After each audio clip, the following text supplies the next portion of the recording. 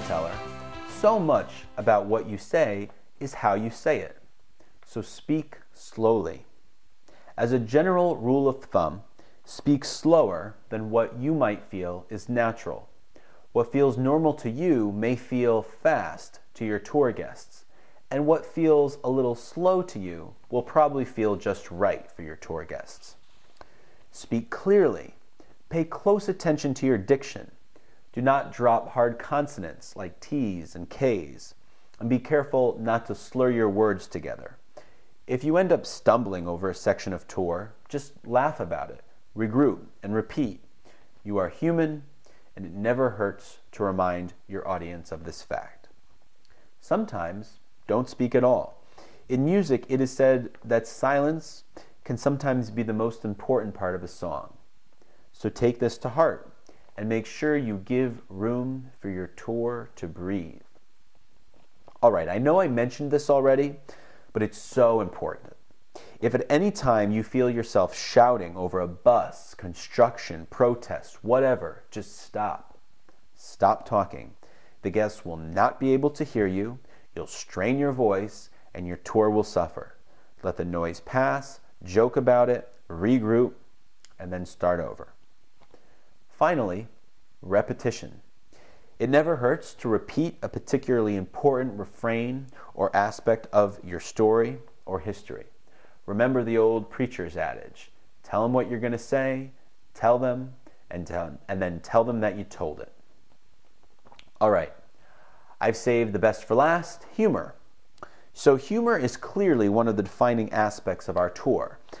Guides have fun through jokes, puns, punchlines, and well-told stories.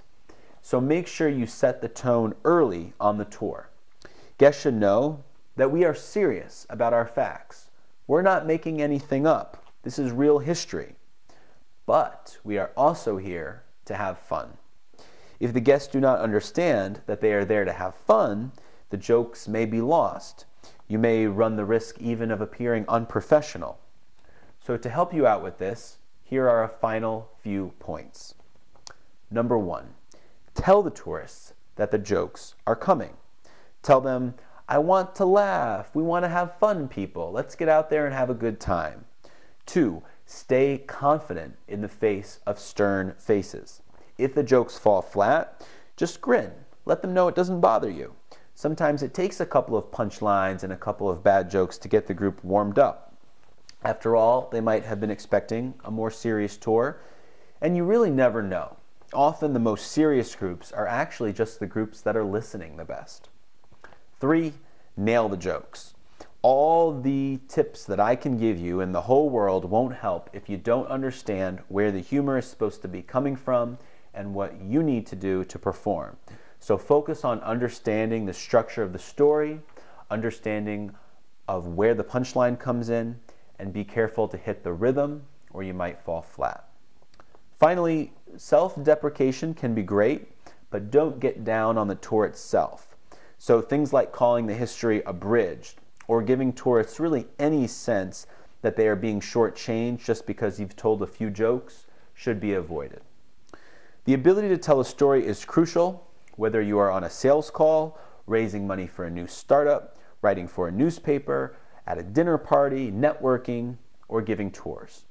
So embrace your role as a storyteller and you will reap the benefits. Thanks for watching our training videos. If you take them seriously and watch them a couple times, you'll be very well prepared for your career as a Harvard tour guide.